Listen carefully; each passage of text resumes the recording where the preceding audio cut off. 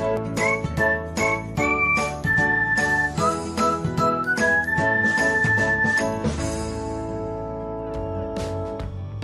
everyone, welcome back to another episode of Technologyglance. Today in this video, I'm going to guide you through how you can enable Show Video Name on PLAYit. So let's get started. Firstly, open PLAYit app on your device. Then tap on your profile icon if you haven't. Next, tap on Settings. Then tap on Video. Next, you can see the option of Show Video Name. Turn on it by tapping on it. So this is how you can enable Show Video Name on PLAYit.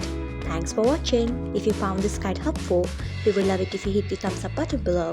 We upload great new tech tutorials like this one every day, so do not forget to subscribe to our channel and hit the bell icon so that you'll never miss another update.